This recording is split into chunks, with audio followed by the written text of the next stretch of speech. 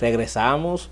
Ahora tenemos la oportunidad de dialogar con un joven que siempre ha gozado de mi admiración y mi respeto, abogado, es mi colega y también es director de la juventud en la provincia de Santiago, o mejor dicho, secretario de la juventud, porque aquí los partidos políticos, las posiciones, la Fuerza del Pueblo le dice que son miembros de la dirección nacional, otros que son miembros del comité central y así sucesivamente, pero él está como secretario de la juventud en Santiago, quien ha hecho un papel fundamental. He visto que esa posición ha tenido más connotación, es lo que siempre ha manifestado Jerónimo Bartolo y yo soy partidario de eso. La posición la hace quienes la ejecutan y tenemos la oportunidad de dialogar con Oniel Rodríguez en esta cabina.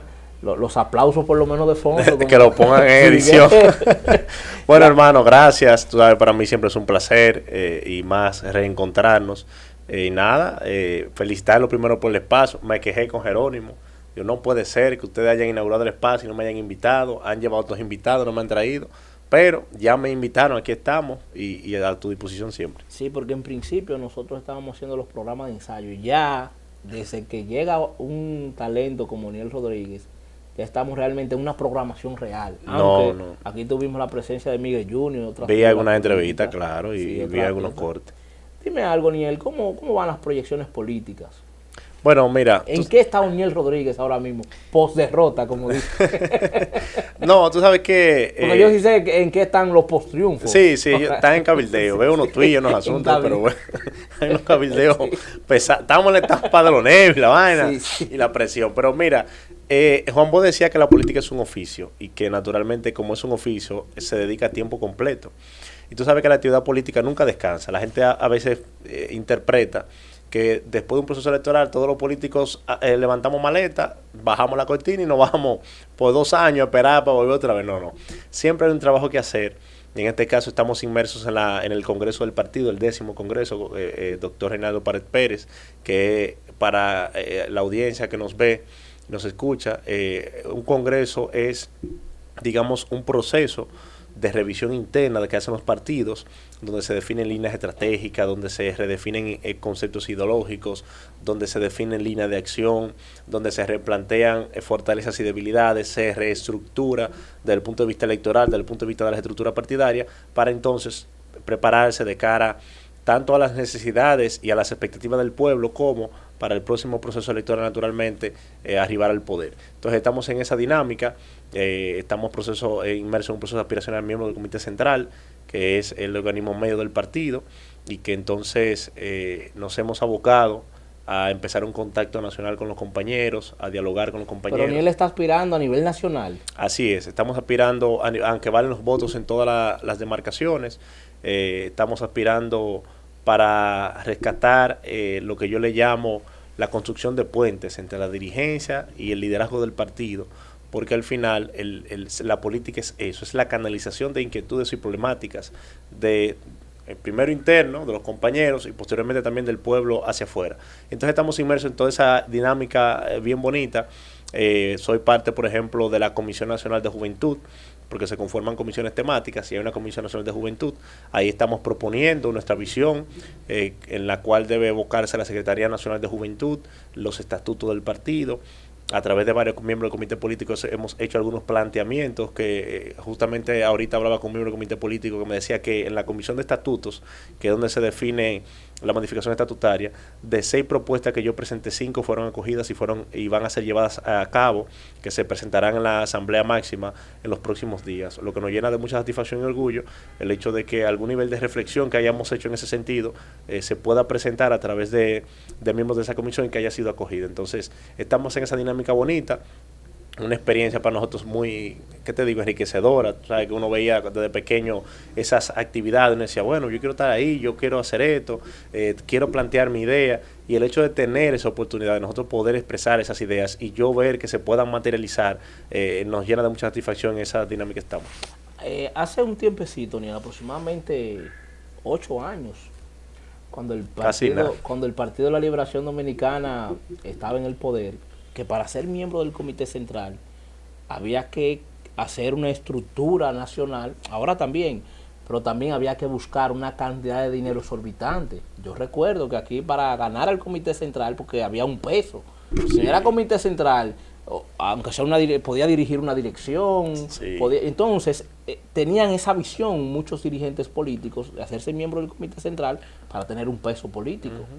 Todavía se ve eso, que hay que gastar tanto dinero para ser miembro del comité central del Partido Yo te diría que yo siempre he dicho que sí, que no. En cualquier aspiración se gasta o no se gasta. Junta de vecinos. Depende de la dinámica de tu trabajo, de tu contacto con los compañeros y de tu forma de manejarte. Yo siempre he dicho que la política, dos personas hacen lo mismo y cuando tú le preguntas a los dos lo que hicieron, cada uno tiene un método diferente. Y si tú reúnes 10 personas, los 10 tienen un método diferente para hacer lo mismo. Entonces, respecto a que llegar al comité central te garantizaba una posición, lo que pasa es que se tergiversó en el camino. Lo que pasa es que cuando tú eras miembro del comité central, ya tú eras un dirigente y eso tenía una categoría.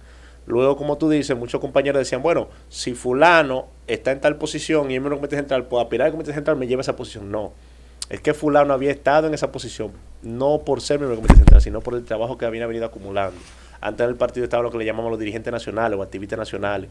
Y que para tú ser un miembro del comité central, tú tienes que tener un trabajo de liderazgo real dentro del partido y reconocido.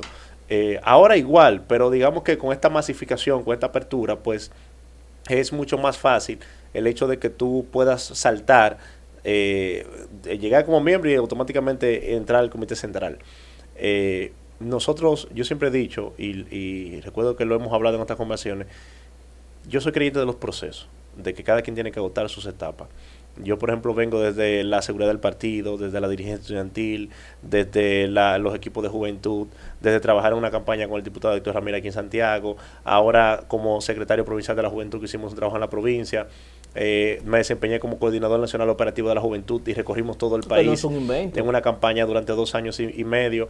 En la interna yo era enlace en la región del Cibao del compañero Abel y anduvimos las 14 provincias del Cibao haciendo un recorrido en esas atenciones y hemos venido haciendo un trabajo que naturalmente los compañeros valoran, agradecen y que el cariño lo demuestra, la forma en cómo lo reciben. Entonces yo creo que para mí no es costoso, o sea, no lo veo desde ese punto de vista. Sí, naturalmente, quien no tenga un trabajo, quien no tenga una vida política, quien no se ha dedicado a la política, pues naturalmente le sale más costoso. Pero voy y te digo, yo siempre he dicho que eso depende de cada quien. Ahora bien, porque hasta el combustible, recorrer a nivel nacional, pero el que llega por el poder del dinero, por el mismo dinero se va. Porque el que viene a la política dando dinero para recibir a cambio se encuentra con una desilusión. Y es que en la política no hay eso que nos han vendido, de que si tú llegas a ser dirigente, mañana tú eres rico. No. O sea, y además el objetivo de tú ser un dirigente político no es tú acumular riqueza. Para eso está el empresariado. Usted quiere hacer riqueza, usted se dedica al ejercicio privado, se dedica a constituir una empresa y a ser un empresario.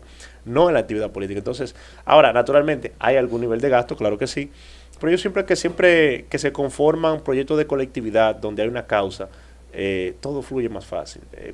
Por ejemplo, yo puedo decir que mis aspiraciones al Comité Central a nivel nacional no lo estoy haciendo solo. Hay un grupo de compañeros que me están acompañando, valga la redundancia, jóvenes líderes, dirigentes de diferentes sectores, de Montecristi, de Puerto Plata, de Santo Domingo Este, Santo Domingo Norte, del Sur, del Este, del Bonao, de La Vega, es decir, estamos conformando todo un movimiento porque yo creo en la construcción de una mayoría real que nos permita como generación impulsar causas que retomen al Partido de la Liberación Dominicana su encauce natural, que es el encauce de la liberación dominicana.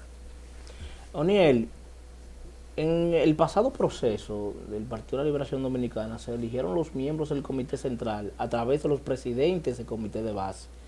Ya el Partido de la Liberación Dominicana logró elegir el método de elección de cómo van a ser elegidos, no, porque en base a eso el gasto aumenta. Depende, sí, todavía no. La comisión, recuérdate que, y a los televidentes, este ha sido un congreso express, un congreso que se ha adelantado, digamos, extraordinario, porque debió de iniciar realmente octubre, noviembre, y se adelantó ahora desde julio, principio de julio, hasta septiembre. La comisión está, digamos, sobre la marcha, reglamentando, diseñando. Todavía ayer no se había definido la metodología de elección. porque todavía hay que aperturar cuántas plazas al Comité Central hay, porque hay una parte que se van a ratificar y hay otra parte entonces que se va a completar. ¿Cómo así? ¿Habrán que serán Claro. ¿Y por qué? Los hijos de Machepa, ¿no? Y los hijos de... No, por ejemplo, son 1.200 miembros del Comité Central, en total, esa es la matrícula. Entonces lo que se decidió fue ratificarlos a todos. Se habló incluso hasta de disminuir la matrícula. Esos fueron planteamientos, no se aprobó, la idea es que se mantiene igual. Lo que se habla es de ratificarlo a todos, pero se estima que entre unos 200 a 400 miembros o no se ratificaron o no están activos desde el punto de vista político, se han ido del partido. Entonces esas son las plazas que se van a llenar en este Congreso para poder completar la matrícula. La última vez que Danilo fue presidente de la República, el Partido de la Liberación Dominicana obtuvo un 62%. Luego... Bueno, será la última elección de 16 que participó. De Danilo Medina, así que eso fue histórico. Sí, incluso yo pensaba que el presidente Luis Abinader iba a superar eso, no lo logró. O sea, ni cerca. O sea, no, son 57, camaradas. No. De 57 a 62 un brinco es difícil. 4 puntos no es fácil. No, a nivel presidencial es mucho. Nosotros, usted y yo con 4 puntos. No, imagínense usted. Entonces, camarada, nosotros luego observamos de que Gonzalo aproximadamente un 37%, y luego Abel tuvo al no tener dos números y no quedarse en uno, y obtuvo un 10.11. ¿A qué se debe que el PLD se ha ido degradando tanto, camarada? Mire, yo creo que son varias las causas, naturalmente. Se tuvo que dar un dígito, porque había gente que estaba apostando a eso, a un dígito. Yo tengo un amigo que apostó y perdió, qué bueno. Sí, pero fue una cosita. Sí. No, pero mira, varios elementos. Yo creo, que el PLD no entendió y no analizó el por qué salimos en el 20.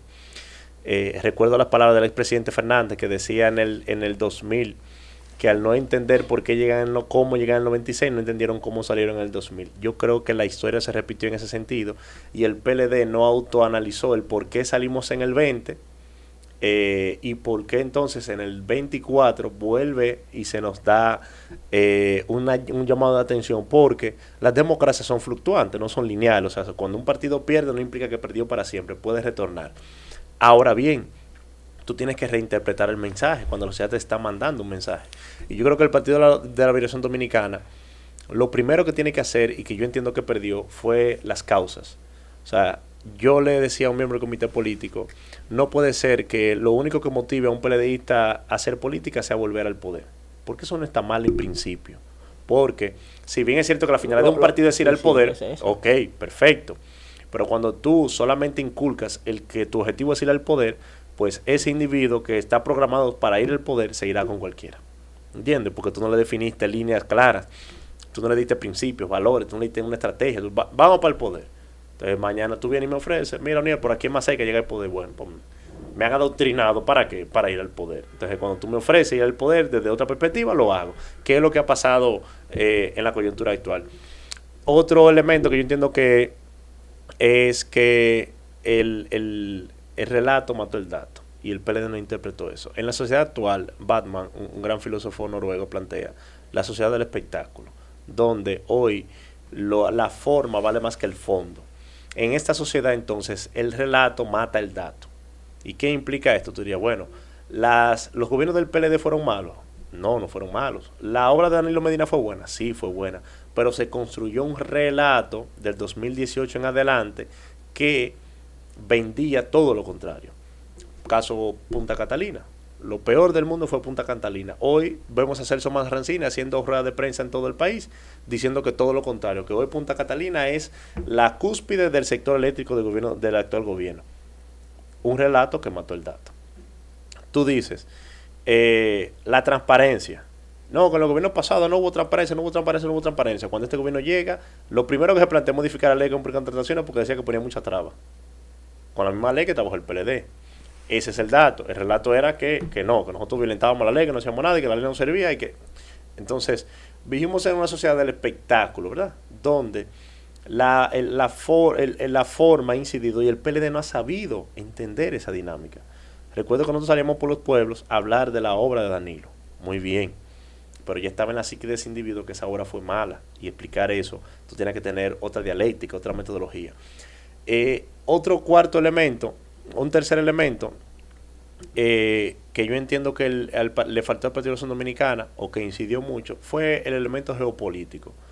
Yo soy de lo que digo que establecer las relaciones con China naturalmente marcó un punto de inflexión en las relaciones de América Latina y especialmente América Central y República Dominicana como país puntero, ¿no? y líder en ese sentido. Y que naturalmente esa instauración de esas relaciones comerciales, desde el punto de vista de la visión geopolítica de los norteamericanos, no fue bien vista por en ese tiempo los gobiernos republicanos, y eso genera de manera directa algún nivel de impacto, especialmente nosotros en los países de la región, que tenemos tanta influencia y tanta incidencia en los gobiernos norteamericanos, y que naturalmente, si los Estados Unidos prevén que hay un tema ahí de seguridad nacional o de inestabilidad en la región, actúan. Y tal es el hecho, por ejemplo, de que cuando el actual gobierno asume el poder, la primera medida que toma es prohibir a China la inversión en comunicaciones, telecomunicaciones, puertos y aeropuertos.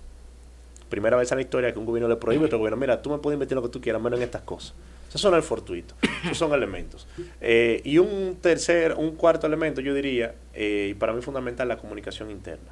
Yo creo que el PLD perdió en gran medida la capacidad de escuchar, la capacidad de admitir, la capacidad de reconocer errores, la capacidad de autoevaluarse y decir, espérate, lo hemos hecho bien, sí, pero estamos cometiendo errores. Dentro de el exceso de éxito que tuvimos durante 20 años, se fueron acumulando errores que hoy dan a la derrota. Y hay que reconocer que no se supo escuchar correctamente, o sea, no se supo interpretar esa situación. Y eso dio al traste con la dirigencia desencantada, desmotivada, y tú nunca puedes ir a una batalla con un ejército desencantado, porque es el que pelea en la trinchera. Entonces, si el ejército no está motivado, está encantado, pasa eso. Entonces, eso yo creo que afectó mucho, eso es un elemento fundamental. Y se le resta importancia a la división del PLD cuando Leonel se fue a la Plaza de la Bandera, y a otros elementos, por ejemplo, cuando pasó el tema en la Cámara de Diputados con Camacho y no fundamental. Lo que pasa es que yo eso lo subrogo al parte de no escucharnos. O sea, cuando hay una división es porque ambas partes no hay comunicación, entre nosotros no hay comunicación. Entonces, la división, ahora, cuando tú analizas los factores de por qué salimos del poder, naturalmente que te sale la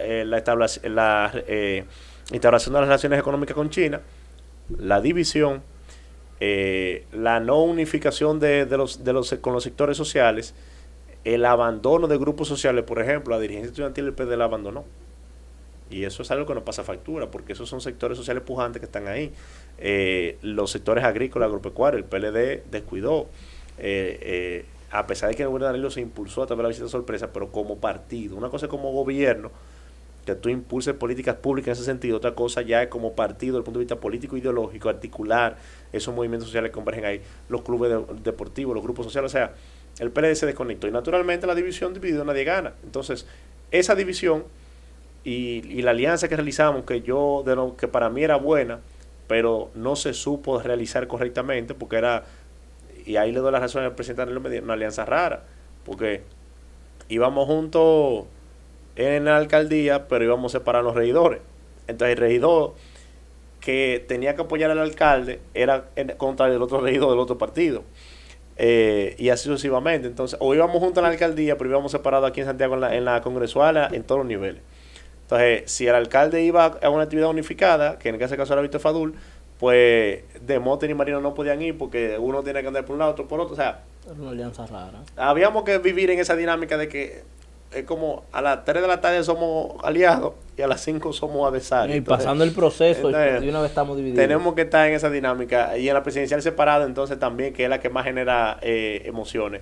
Entonces creo que eso es un factor importante. Yo tengo entendido de que, aparte de que Leonel Rodríguez está aspirando al Comité Central del Partido de la Liberación Dominicana, que yo entiendo que tiene todas las condiciones y tiene que aportar, y es lo que le está exigiendo la República Dominicana al PLD, de que realmente pueda renovarse con personas capacitadas, con personas que no tengan ningunos antecedentes raros, y personas que han hecho un trabajo político, que no son producto de la política sucesoral, sino de que paulatinamente, de manera lenta y progresiva, han logrado alcanzar grandes posiciones. ¿Qué tiene O'Neill que no tiene Sheila ni tiene Carolina? ¿Por qué O'Neill? No, mira, primero un saludo a las compañeras Sheila Sin y Carolina. diplomacia, vamos a dejar la No, diplomacia. mira, he trabajado con Ahí sí ambas. ahí sí es duro, diplomático. He trabajado con ambas, tienen gran talento, representan a la mujer, a la joven mujer dominicana, y ambas tienen un gran valor y un gran talento y un gran futuro en el Partido de la Revolución Dominicana. Pero, No, lo que pasa es que y lo hemos conversado en otras ocasiones de manera privada, cuando yo decidí entrar a la política, yo decidí hacer activismo político por un concepto de pensamiento ideológico. No necesariamente suscrito al tema ideológico de ideología política, sino a que yo entiendo que se puede aportar desde las posiciones en las que se ocupan. Y yo tengo una visión muy clara cogeneracional con nuestra generación política. Y es que yo creo que nuestra generación tiene que jugar un papel más importante en la toma de decisiones, pero ese papel que estamos llamados a ocupar debe primero de abocarse a un proceso de reflexión, de organización y de orientación. Yo creo, por ejemplo, que tener el privilegio de dirigir la Secretaría Nacional de Juventud, yo recuerdo la primera vez que fui a Casa Nacional, veía a un Franklin Rodríguez siendo secretario de la Juventud, y yo le preguntaba, ¿y qué es eso, secretario de la Juventud? No, es que el partido tiene alguien que es el líder de la juventud del partido, y yo, por eso sí, y déjame ver. Luego con Carlitín compartí, luego con Michael Matos actualmente, que es el actual secretario y que ha hecho un trabajo excepcional, y siempre desde que me involucraba en cada proceso político, siempre he sido un luchador, y mis compañeros lo saben, de mi generación. Me he buscado pleito con las estructuras a veces y con liderazgo por pelear por mi generación. Y yo creo que un secretario de la juventud en la actual coyuntura del PLD debe de servir de orientador y canalizador. ¿De qué?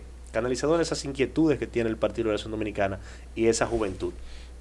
Orientador de tomar esa masa bruta que es la juventud entusiasmada, con ánimo, con deseo, y transformarla en una especie de diamante de valía que pueda aportar a la sociedad, y que naturalmente no tengamos que exigir espacio, sino que el mismo proceso y el mismo devenir lo vaya otorgando.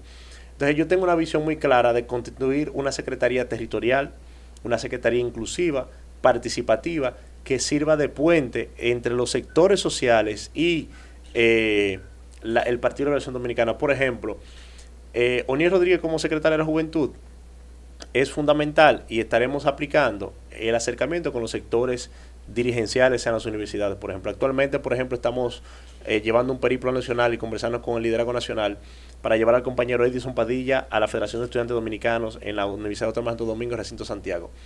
¿Por qué? Porque las universidades, como centro de pensamiento y como centro de convergen, ¿no?, jóvenes con inquietudes, con talento, que tienen los partidos tienen que estar ahí, tienen que estar cerca de eso. Yo soy fruto de eso, y yo conozco muchos jóvenes que venimos de la dirigencia estudiantil. Entonces, un punto fundamental que una secretaría, una gestión nuestra va a conectar. Un segundo punto, por ejemplo, tiene la Secretaría de Juventud orientar a jóvenes a temas fundamentales. Ser joven es un proceso biológico temporal, no es una virtud, no es un don genial de la vida. Es simplemente algo que pasa. La ley dice que de 18 a 35 años. Y algo que pasará. Veo mucho enganchado con 40 años. Pero mira qué pasa, por ejemplo. Juventud y renovación con 45 Yo creo que desde una Secretaría de Juventud, y así lo mandan los estatutos, hacer análisis y diagnósticos y pronósticos respecto a las problemáticas del área, tiene que opinar sobre seguridad ciudadana, tiene que opinar sobre la reforma constitucional, sobre la reforma fiscal, tiene que opinar sobre la modificación al Código de Trabajo, tiene que opinar del impacto que tiene la reforma fiscal en los pequeños y medianos empresarios jóvenes. O sea, tiene que opinar sobre los sectores agropecuarios y cómo impacta la economía a esos jóvenes que están en los campos trabajando en los sectores agrícolas. Tiene que opinar de geopolítica y cómo impacta. Somos una de las comunidades más grandes en el exterior. La mayoría son jóvenes. Ya hay jóvenes de segunda, tercera generación en el exterior que tienen algún vínculo todavía con el país. Entonces, tiene que haber una conexión con el exterior. La diáspora, seccionales que tenemos, como por ejemplo, como en Puerto Rico, como en California, como en Barcelona, en Suiza, en Nueva York, en New Jersey, etcétera. O sea, yo creo una secretaría que tenga una visión holística, porque, vuelvo y repito, ser joven por sí solo no es una virtud, tú es un proceso. Por eso decía, un acompañamiento a la generación a poder desarrollar esas inquietudes. Porque mira qué pasa, tú tomas un joven de Dajabón que tiene inquietudes sociales, pero no sabe a través de qué canalizarlas ni cómo hacerlo. ¿Qué hace ese joven? Bueno, lo que decía Simón Bolívar. Ser joven y no ser revolucionario es una contradicción biológica.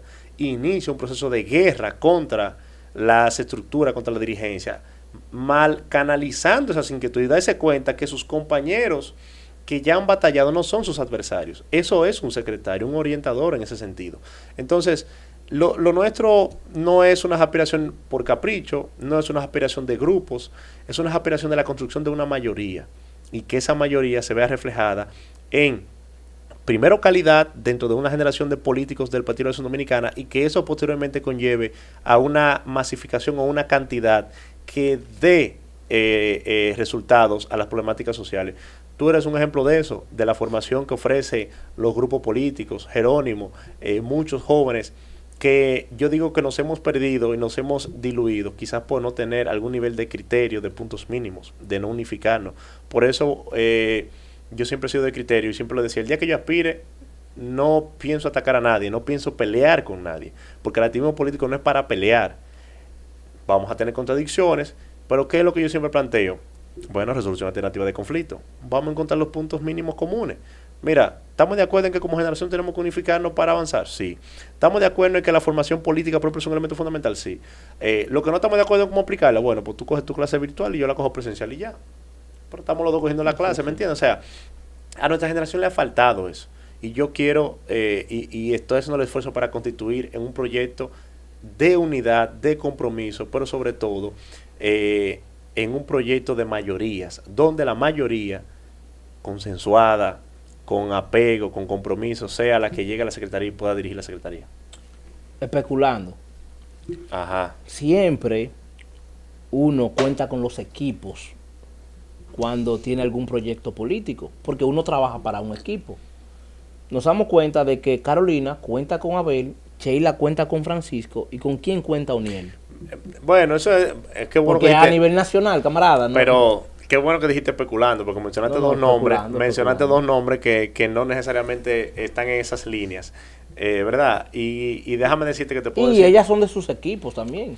Ellas forman parte de ese equipo. Te puedo decir que estamos haciendo el trabajo. Estamos en una etapa... ¿Con quién cuenta O'Neill? Porque yo vi una foto con Francisco Javier García. No, cuidado, mira, sí. Yo cuento... Lo que pasa es que yo cuento con el Partido de la Acción Dominicana. Y el que me conoce sabe... Por eso te dije, estoy construyendo un proyecto estoy construyendo un proyecto de mayorías. Estoy construyendo un proyecto para todos y de todas. Te puedo decir que he conversado con el compañero Abel, que he conversado con el compañero Francisco Domínguez Brito, que he conversado con el compañero Danilo Medina, que he conversado, qué sé yo, con el compañero Carlito Pared Pérez, con el compañero Amarante Baré, con el compañero Francisco Javier García, con la compañera Cristina Lizardo, en fin, he conversado. Mansos y cimarrones. He estado en conversación con más de 30, con Juan Ariel Jiménez, en fin, con más de 30 miembros del comité político, y todavía faltan otros que estamos ya organizando encuentros con la mayoría de dirigentes seccionales en el exterior, por ejemplo, Domingo Martínez en Panamá, Franklin Ullón en Puerto Rico, dirigen las seccionales de allá. Hemos estado ya en conversación con la diáspora, con dirigentes medios. Un saludo a Luis Restituyo allá, yo le llamo nuestro coordinador en el exterior, que está trabajando toda esa zona por allá. Estamos trabajando con las estructuras en el sur, en el este, en Gran Santo Domingo, en el Cibao. No, estamos haciendo un trabajo, porque hoy te repito, yo quiero construir un proyecto de mayorías, un proyecto donde todo el mundo tenga cercanía, y fue lo que me definió y digamos que me ayudó en el trabajo en la coordinación de juventud pasada en materia de operatividad. Visitar el territorio, hablar con los compañeros, saber sus necesidades, entenderlos, porque a veces tú vas a Dajabón a implementar tu visión, sí, pero tu visión de Santiago, de la capital, no la hay más de Dajabón. Lo primero que hay que llegar cuando tú llegas a Dajabón no hay necesidad es entender la dinámica local de Dajabón. Y luego de esa dinámica, entonces, plantearte una estrategia en función a esa realidad y que vayan acorde con el marco y la visión nacional. Entonces, eso es lo que nos ha caracterizado y seguimos implementando. De manera que un secretario, como yo lo veo, no es un representante de grupos, es un constructor de mayorías, especialmente de generación de juventud. Señores, tenemos compromisos comerciales. Regresamos en breve.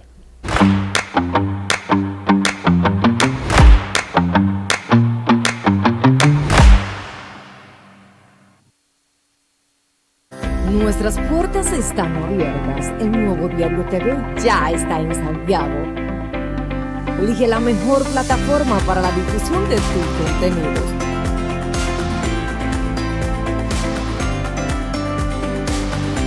Comunícate con nosotros al 809-583-1578. El Nuevo Diario, las cosas como son.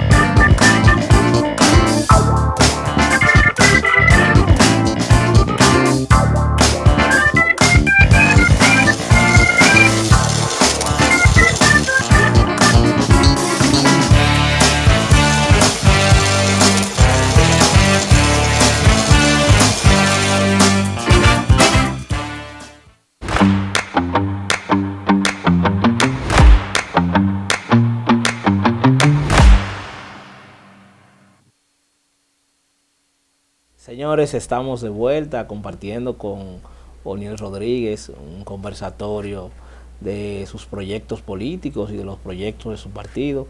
Y ahora vamos a hablar un poco de geopolítica. Vamos a dar el paso a las internacionales. Oniel. Pero esto es completo aquí. No, claro. Oniel, ¿cómo tú ves la situación de Venezuela y el esquema electoral? ¿Qué se puede pronosticar en Venezuela de lo que va a pasar? Mira, en Venezuela, primero hay que aclarar que la candidata natural que debió de ser es la compañera María Carolina Machado. Machado, pero es Edmundo González que... Porque Machado, una ella está inhabilitada. Una mujer que viene de los sectores populares de allá, pues el oficialismo, el madurismo o el chavismo, ¿verdad? La inhabilitó bajo cualquier mecanismo que se pudo inventar. Posterior a eso, la oposición allá en Venezuela logra ganar mayoría parlamentaria. El chavismo entonces agarra todo esto en el último tramo y disuelve la asamblea y crea una constituyente. Y Maduro llama a la constituyente a la representación del pueblo.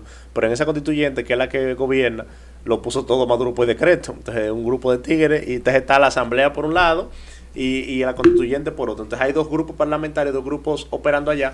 Uno a favor del gobierno, otro a favor de la oposición. Que la oposición en Venezuela tiene una dinámica que realiza primarias conjuntas. Oye esa dinámica, porque ellos no pueden unificarse. Hay más de 30 partidos en oposición que llevan candidatos separados. Entonces ellos lo que logran y que mira, eso pudiera ser un modelo incluso implementar en el futuro en República Dominicana en función a las realidades. Ellos se reúnen todos en una misma interna y eligen un candidato. Y de todo el que salga ya se lo apoya.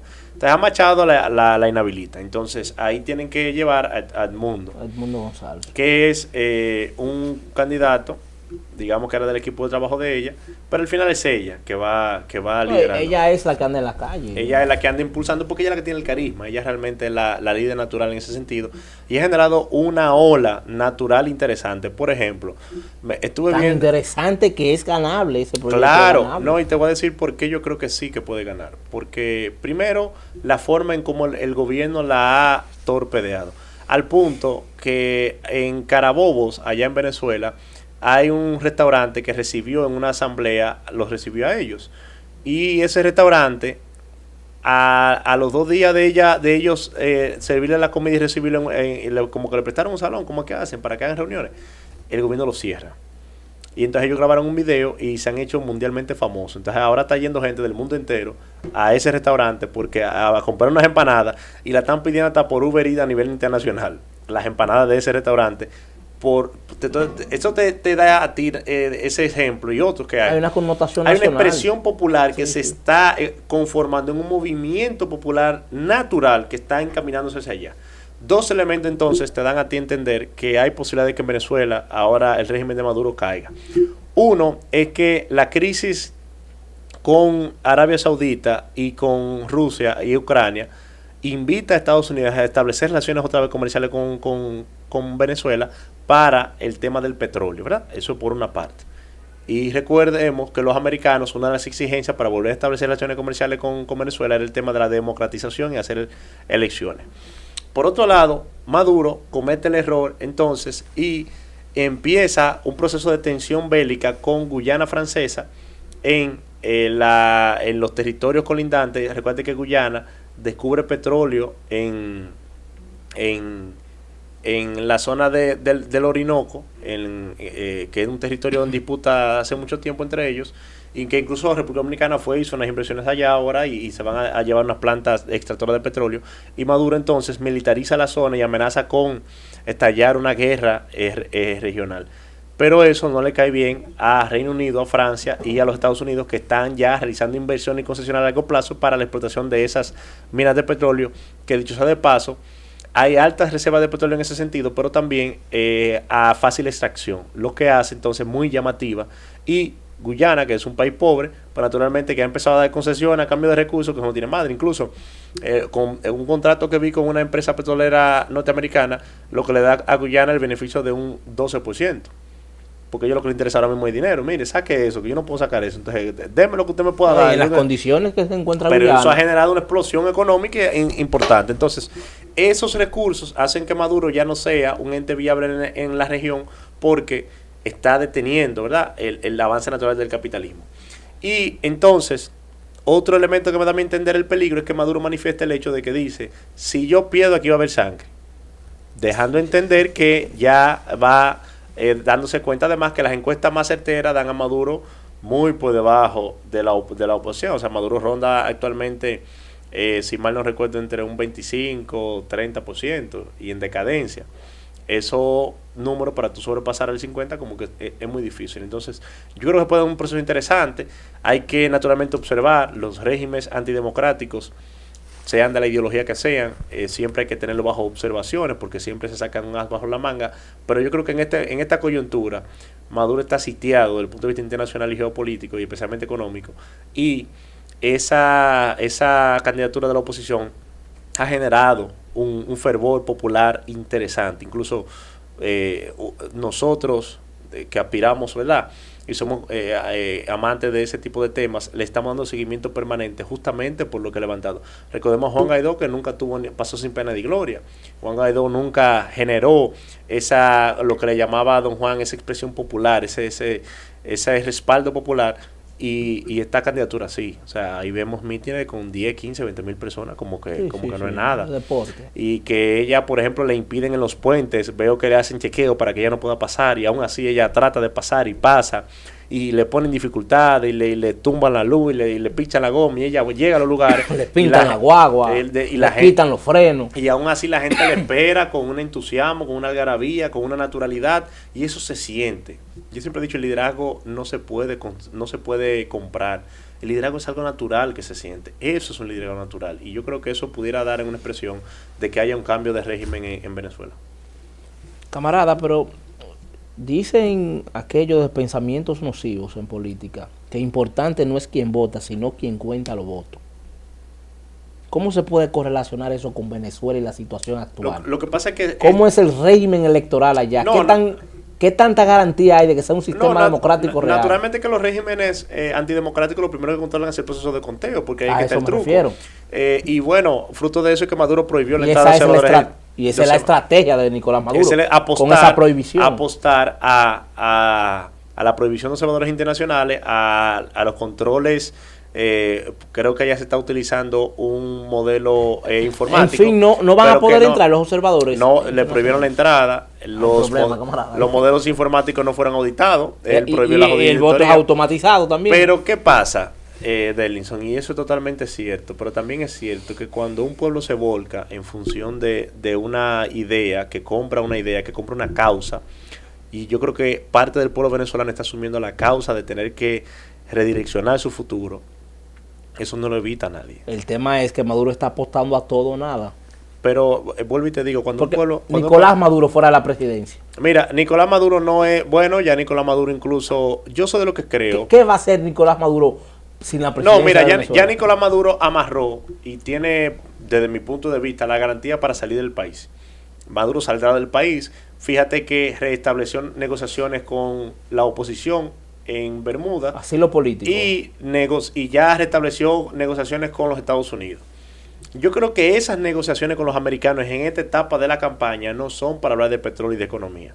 Son para hablar de, recuérdate lo que le llaman el bajadero del poder. Tú tienes que ir preparando tu salida. Entonces yo creo que y Maduro, más cuando los números son... Maduro con los americanos en las últimas 6 reuniones lo que ha estado es preparando ya su salida de cara a una eventual derrota y cómo le pueden garantizar a él ciertos elementos importantes para él ya de manera clara y directa no forzar una jugada, porque el forzar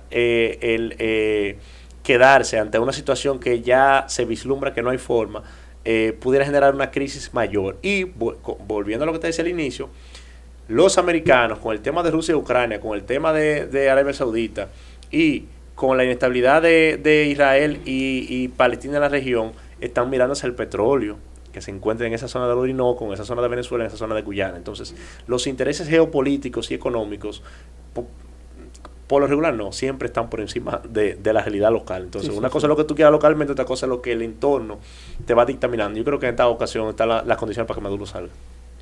El mismo esquema en Estados Unidos, que ya vienen unas elecciones. Claro, bueno, mira, Estados Unidos está viviendo momentos históricos, a excepción de cuando matan a Kennedy. Es primera vez que un presidente renuncia a excepción de cuando matan a Kennedy. No, es peor, porque la gente entiende que Biden renunció. Biden fue a unas primarias. Lo que pasa es que ya hay un doble modelo, que está el modelo de primarias en el que te eligen y luego el modelo de convención en el que te validan como candidato. Biden ya fue a las primarias y barrió arrolladoramente, o sea, no hubo competencia. Él renunció de su candidatura. Entonces renunció ya en la postremería de una candidatura. Solamente se ha visto eso con Kennedy, cuando lo matan, que tiene que asumir su vicepresidente. Y por un caso extraordinario. Extraordinario porque fallece. Lo normal es que un presidente diga, no me presento a la reelección desde el principio. Pero no es normal que ya haya recorrido todo un tramo. Participó en un debate. Que hubo recolección y todo, y que ya entonces retire. Eso naturalmente deja a los demócratas en una encrucijada mal parada.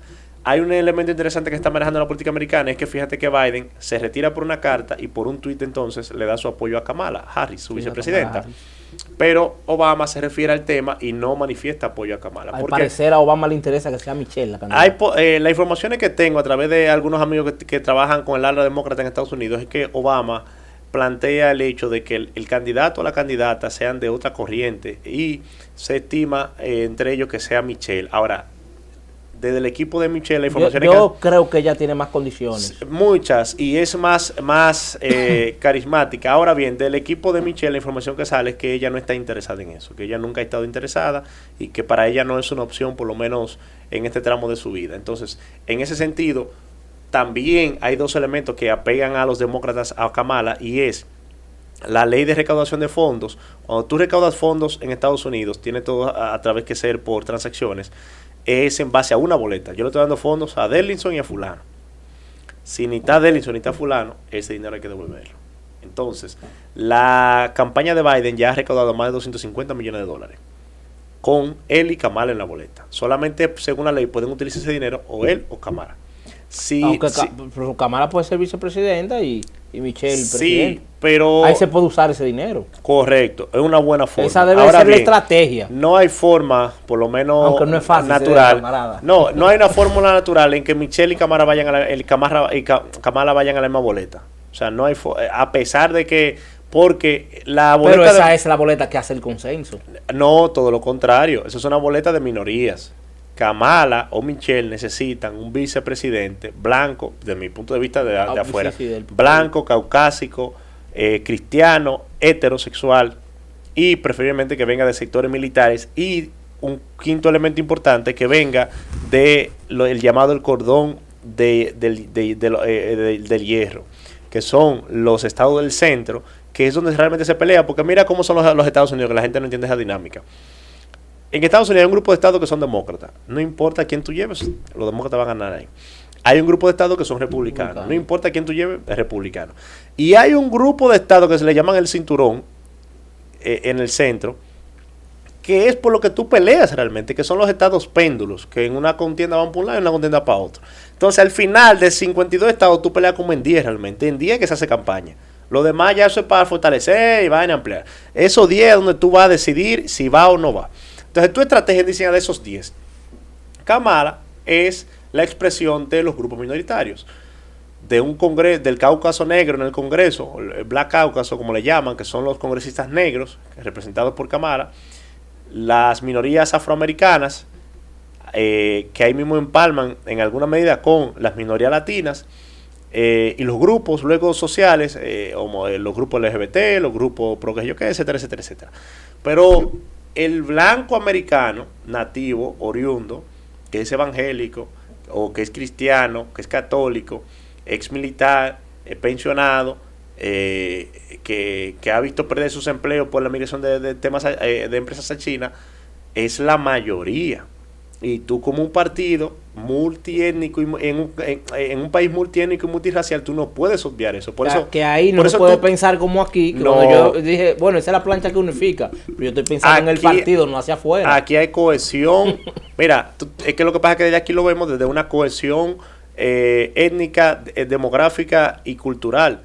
Allá no. Sí, allá hay que entonces ver otros elementos. Allá es multirracial, multiétnico, multicultural. Tú tienes que permanentemente estar jugando con, ok, fulano me representa esta franja de sector, pero yo necesito esta otra franja, necesito otro representante de esa franja, y ahí tú unificas. Entonces, Michelle y Kamala en una boleta, genial, para esas minorías. Ahora, el blanco nativo americano, ¿verdad?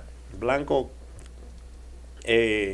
no se verá representado en esa boleta. No. Entonces, el Partido Demócrata ante una crisis tiene que jugar al equilibrio. Además, Kamala es más a la izquierda que Biden. Biden es de centro. Se podría definir de centro. Kamala entra a la izquierda. Michelle también entra a la izquierda. Tú necesitas a alguien más moderado para llegar a los sectores más moderados de la política norteamericana. Tú no puedes que una boleta sea totalmente, por ejemplo, imagínate Kamala y Sanders, por ejemplo, y Bernie Sanders. Eso pegaría el grito al cielo. Dos grupos de izquierda. Entonces tú necesitas al lado de Kamala poner una persona que sea equilibrada. ¿Cuál será? Habrá que ver, porque ahora inicia una lucha. Veo que los Clinton ya manifestaron a Kamala, pero Nancy Pelosi, que es la líder en el Congreso, todavía no ha manifestado a quién va a apoyar. Obama no se deja entrever con nadie, y yo creo que eso dará un tema interesante. En eso Trump va por la línea de adentro. Yo tengo mis reservas con Donald Trump por temas ideológicos, por la forma, por el fondo, por el origen, pero si un fenómeno electoral. Si me quito el traje de político y me pongo el traje de analista, te pudiera decir que Trump, sin lugar a dudas, ha conjugado en tiempo y espacio elementos que definitivamente devengan en que él sea presidente. La suerte tiene una categoría histórica, decía Karl Marx. El hecho de que a Trump un intento de homicidio y que la banda que se la puso dramático, porque eso no le hizo nada. No, aprovechó cada momento. Porque eso no le hizo nada. El hecho de la falla del servicio secreto que lo dejó levantarse y levantar la mano y que apareciera un fotógrafo en ese momento tirándole esa foto.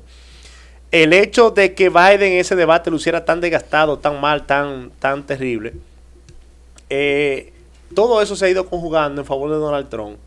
Y eso es como yo lo defino, y tú puedas definirlo, como cuando Napoleón, cuando fue desterrado a la isla de Santa Elena, vuelve y triunfa hacia París sin tirar un solo tiro.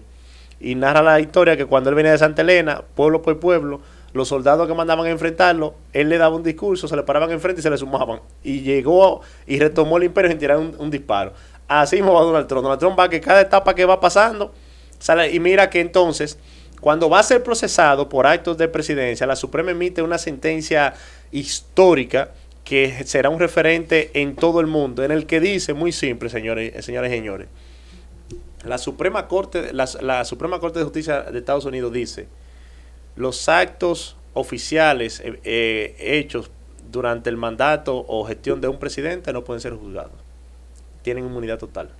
Es decir, que todo lo que Donald Trump hizo durante su presidencia, no importa lo que fuera, no puede ser procesado bajo la ley americana. Entonces, a lo que se le acusaba del desorden en el Capitolio, que fue en la transición, por él era presidente, se cae. Ya. Si yo lo hice, si yo lo mandé, si yo lo hice, pero lo hice siendo presidente. Al hacerlo siendo presidente, no me pueden juzgar. Eso, porque también, oye, otra suerte. Donald Trump ha sido el presidente que en un periodo de 4 años ha puesto más jueces en la Suprema, puso 3 jueces.